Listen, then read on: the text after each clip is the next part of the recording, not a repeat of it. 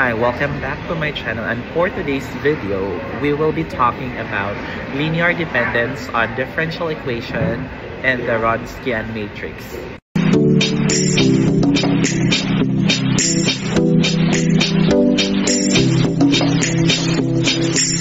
Okay, so to start now, let us start first with the formal definition of what is meant by linearly dependent. First things first, before I'll start discussing this definition, when you have m sets of functions, so there are m number of functions such that yung function mo is this one are continuous, and then you write that as in this form, eto lang, yung nakaloob sa red na ito, we call such as a linear combination. So in this case, your alpha 1, alpha 2, and so on, they're actually constant to whatever is the field na pinagbabasihan natin. Sa case na ito, we're only focusing on the field of real numbers. How do we introduce the notion of linearly dependence? So sabi niya, a set of m functions. So there are m functions, and we have this, each defined and continuous on a closed interval AB. So they must be defined and continuous inside this interval. So this set of functions is said to be linearly dependent. Linearly dependent on the closed interval AB. If there exist constants, so these are the constants on R, and not all of them are zero, such that you can write a linear combination, and this linear combination can be equated to zero. And that holds for all x in the closed interval AB. So if ever hindi yan mangyayari, then instead of calling this linearly dependent, we call this as linearly independent. Yan. Okay. So to visualize on this, let's start with an example. Let n be greater than or equal to 2, and there are n number of functions. So let's say I have f1 of x equals 1. I have f2 of x, I have x. And then f3 of x, let's say I have x, ano ba? Okay, x squared, and so on. And then I have fn of x, I have x to the n minus 1. Let us double check if this is linearly independent. In fact, this is linearly independent on the interval negative infinity to positive infinity. So this is linearly independent on R. Why is that? For any constant a sub I, your a sub I is in R. Diba, if you write a linear combination with respect to this constant, so I have alpha 1, which is multiplied by first function, which is 1, plus alpha 2, this is x, plus alpha 3, x squared yun, di ba? Okay, this one, plus, and so on until alpha n, x to the n minus 1. So, bali, ito yung mga functions mo, the f sub i's. Yan. And these are the constant. So if you're gonna equate that to 0, ang mangyayari dito, magsasatisfy lamang ito. Kasi di ba polynomial to, and back in our algebra, alam na natin to sa algebra na para masasatisfy ito, which is equal to 0, then magkakaroon ka talaga ng alpha 1, let's say alpha I is a multiple of the other alpha j. O your alpha I is not equal to alpha j, or your I is not equal to j. So ibig sabihin lang, maybe there are inverses somewhere on these alpha i's that are inverse of the other, and also there could exist there that for some I, your alpha I is 0. So therefore, hindi niya nasasatisfy yung definition. So it's not linearly dependent, but it's linearly independent. Okay, let's consider another example here. Your f1 of x is e to the x, and then your f2 of x, let's say this is e to the negative x, and then your f3 of x is sinh x. Okay, and lastly, your f4 of x is cos x. Yan. So, hyperbolic sine yung F3, hyperbolic cosine yung F4. Okay. Now, let's double check if this is linearly independent or dependent. Now, how do we... Draft lang to ha, hindi ko i-formalize yung pag-formal solution. Remember that your F1, di ba, F1 is e to the x. Okay, so this is and F2 is also e to the negative x. So they are exponential functions. On the other hand, yung pangatlo namang function, they are hyperbolic functions and pang-apat. So it would be best if we convert this pangatlo at pang-apat na function into hyperbolic function.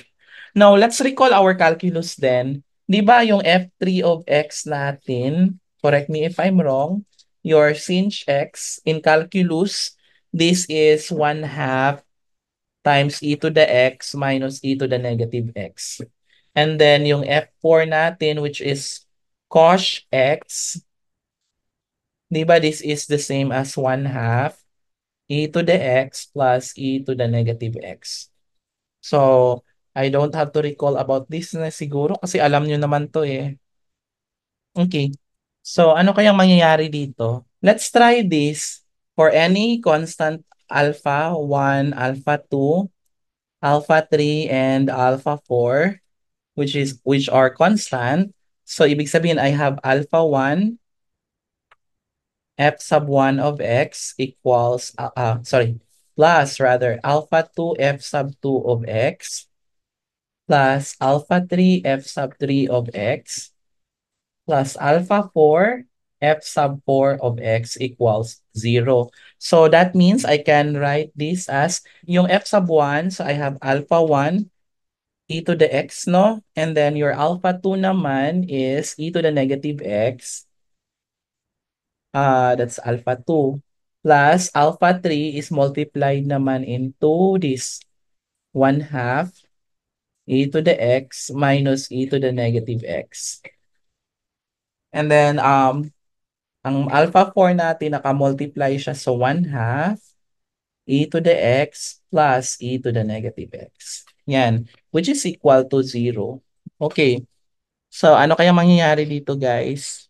Remember ha, tingnan mo, your alpha 1 e to the x plus alpha 2 e to the negative x, that will be 0 with non-zero. Non-zero yung alpha 1 and alpha 2. And it cannot be true for all x. Hindi siya magiging true for all x dyan. Because if we multiply both sides by e to the x kasi, kunyari magmumultiply ako dito ng e to the x. Yan. So, ang mangyayari dito, i-read ko lang ha.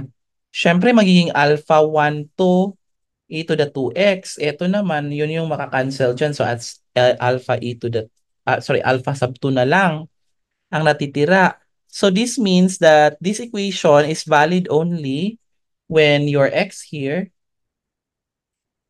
is 1/2 ln of negative alpha 2 over alpha 1. And that's not for all x. Not for all x in negative infinity to infinity.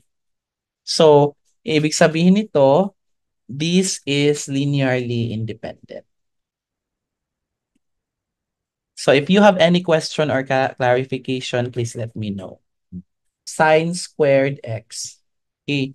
And then my f2 naman of x, this is cosine squared x.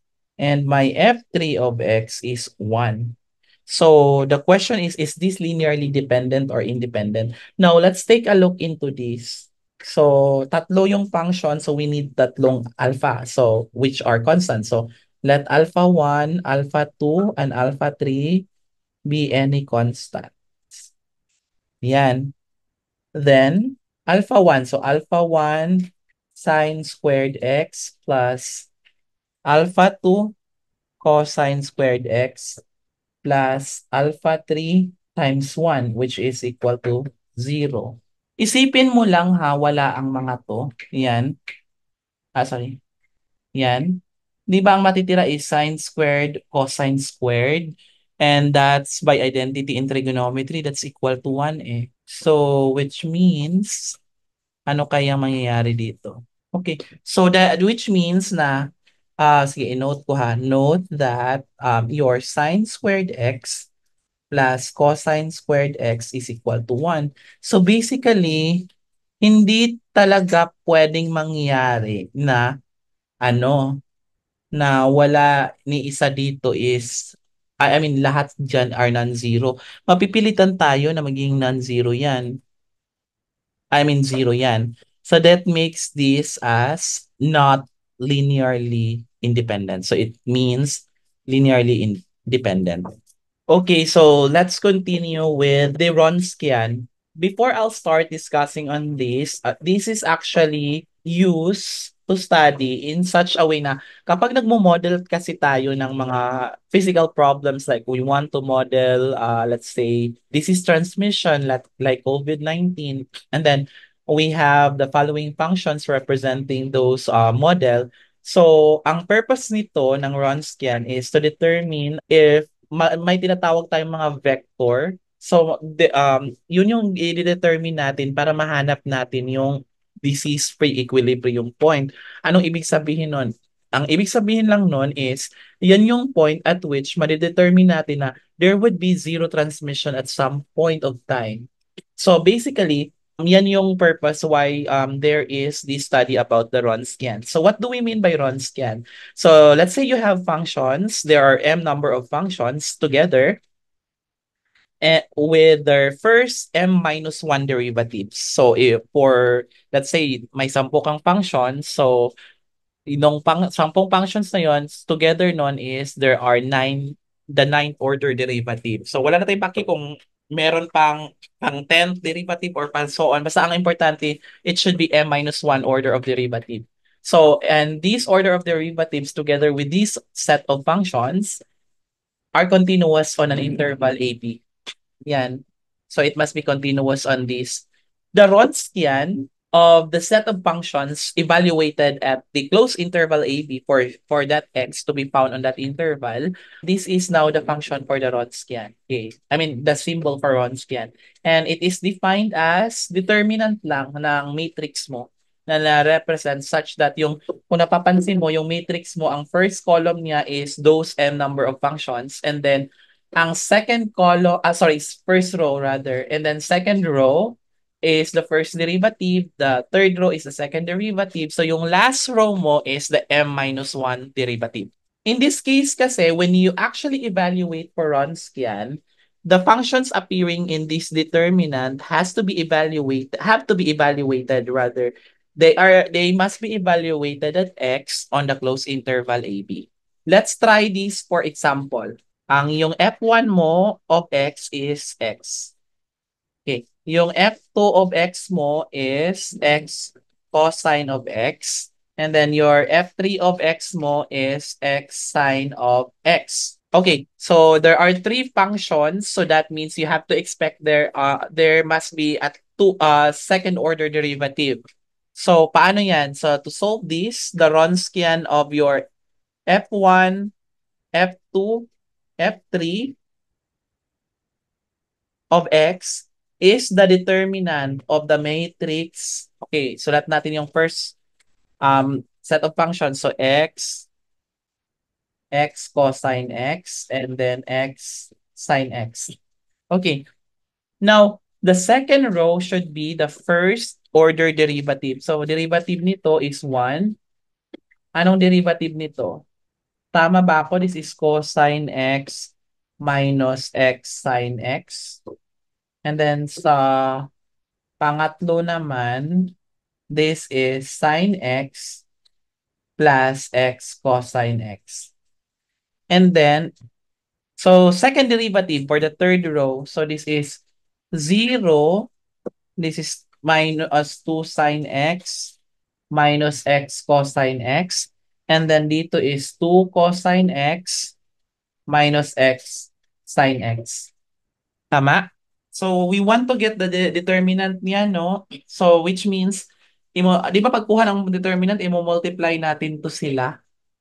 And then plus dito, kaso ang partner niya 0 eh. So eto naman, eto. Okay. Ima-minus natin dito, kaso 0 yan. Eto, diyan. And This one is this. I want you to verify it. Ang sagot niya is X cube. So therefore, that is the Wronskian. So if you have any questions or clarification, please let me know. Okay, so that's all for today. So thank you so much for watching. So if you have any question or clarification, please let me know so that we can discuss on that. And if you are new to my channel, please don't forget to subscribe so that you'll be updated on a lot of videos that I will be uploading soon. Thank you and have a great day.